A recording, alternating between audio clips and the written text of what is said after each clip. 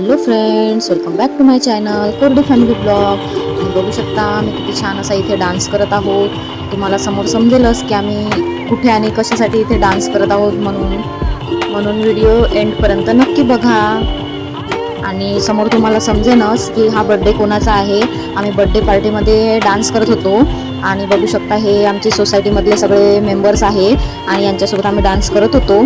आणि स्नो बघा इथे छान अशी माझ्यासोबत डान्स वगैरे करत होती आणि सगळेच जण छान इथे एन्जॉय करत होते, डान्स करत होते. असे वारंवार काही चान्स येत नाही, त्याच्यामुळे आम्ही इथे छान सगळेजण एकत्र डान्स करत होतो. आणि आता बघू शकता इथे बर्थडे सुरू होता आणि हा बर्थडे आहे हिंदवीचा बर्थडे. आणि ही जी हिंदवी आहे ही पण आमच्या सोसायटीमध्ये राहते आणि ह्या ज्या लेहंगा घालून आहे ह्या त्या ताई आहे ज्यांच्या मुलीचा बर्थडे आहे. आणि सॉरी टू से बट ह्या ताई अपंग आहेत, त्यांना यांचे पाय थोडेसे अपंग आहेत. पण विचार करा तरी एका बाळाला जन्म देणं साधी सोपी गोष्ट नाही आहे. तर ह्याच दिवशी त्यांनी यांच्या बाळाला जन्म दिला आणि हा 1 वर्षाचा तिचा बर्थडे होता आणि त्यांना पूर्ण दिवसाचा व्लॉग बनवायचा होता. पण ॲक्च्युलीमध्ये आम्ही तो क्लिप वगैरे काही घेऊ शकलो नाही किंवा व्हिडिओज बनवू शकलो नाही. त्याच्यामुळे ज्या ज्या क्लिप्स आहेत त्याच क्लिप्स मी इथे ॲड करत आहे. पण नक्कीच कधीतरी मी त्यांचाही व्हिडिओ इथे क्रिएट करून त्यांना देईल. आणि इथे काशीची मम्मी कशी नाचत होती त्याच्यामुळे या सगळ्याजणी इथे हसत होत्या, बघू शकता.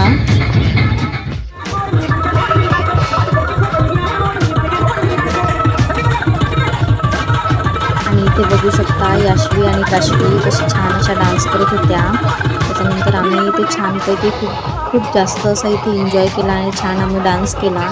आणि हा एंड होता, प्रोग्रामचा एंड होता. जेवण केल्यानंतरही आम्ही इथे डान्स केला. त्यानंतर आमची इथे एक फ्रेंडही बनली. ही जी तुम्ही ग्रीन कलरच्या साडीमध्ये एक ताई बघू शकता जी हिंदवीची मामी आहे आणि त्या छान आमच्यासोबत डान्स करता करताच फ्रेंड बनल्या. आणि इथे तुम्ही बघू शकता याश्वी आणि काशवी कशा बदमाशपणा करता. ही स्नो बघा तिला कशी धक्के मारत आहे. ही अशीच नेहमी कोणालाही धक्के मारते, त्रास देते. ती छान अशी डान्स करत होती तर बघा तिलाही डिस्टर्ब करत होती. अशी बदमाश गर्ल आहे ही. खूप छान असा तिचा फर्स्ट बर्थडे इथे सेलिब्रेट झाला होता. त्याच्यानंतर पावसाने थोडासा खोळंबा केला, थोडासा मधात पाऊस आला. पण त्यानंतर डान्स करता वेळेस आणि जेवण करता वेळेसही कुठलाच पद्धतीचा पावसाने त्रास दिला नाही. आणि खूप छान असा इथे प्रोग्राम त्यांचा सेलिब्रेट झाला.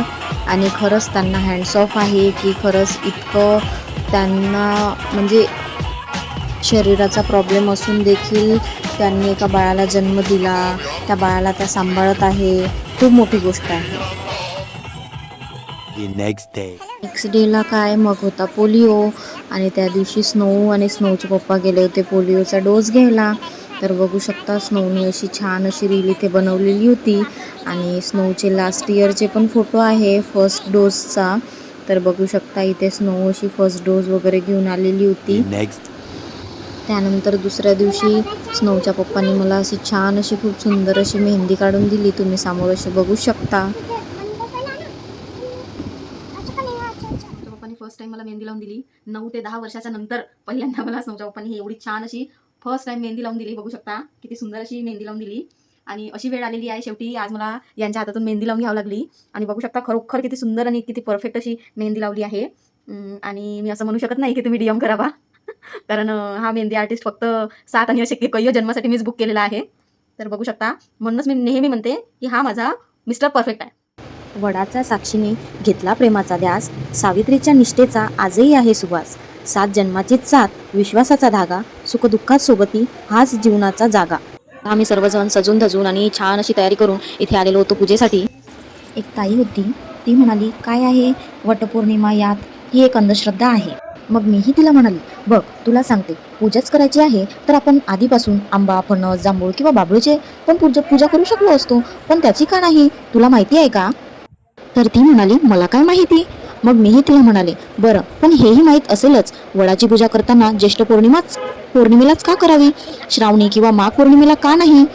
तर ती पुन्हा मला म्हणाली मला काय माहीत. मग मीही तिला म्हणाली हे काहीच माहीत नाही, कधी समजून घेण्याचा प्रयत्नही केला नाही, तर मग अंधश्रद्धा कशाच्या आधारावर घोषित करतेस ग.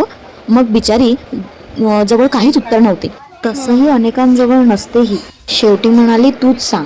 मग मी तिला म्हटले ऐक, जगात सर्वात दाट सावली असते ती वडाची. वडाच्या पारंब्यांमधून अखंड पाणी टपकत असते, त्यामुळे वडाखालील जमीन सदैव ओलसर असते.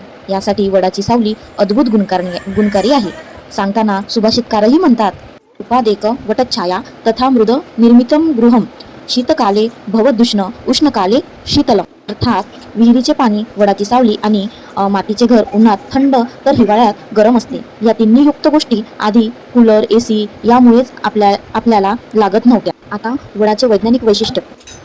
जगात सर्वाधिक ऑक्सिजनचे उत्सर्जन करणारा वृक्ष आहे वड.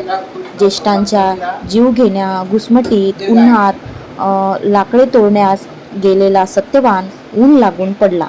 गर्मीने त्रासाला, प्राणवायूच्या अभावाने कासावीस झाला. त्या सावित्रीने वडाच्या झाडाखाली त्याला आणले. त्या सावलीत त्या पारंब्यांच्या पतीचे प्राण वाचवले. त्या वडाच्या प्रती कृतज्ञता व्यक्त करणे, निसर्गाला धन्यवाद देणे हा आहे, यालाच खऱ्या अर्थाने म्हणतात वटपौर्णिमा. पुन्हा ती म्हणाली, यात 7 जन्माचे संबंध काय? मी म्हणाले, ही देखील अशीच न समजता पसरलेली गोष्ट.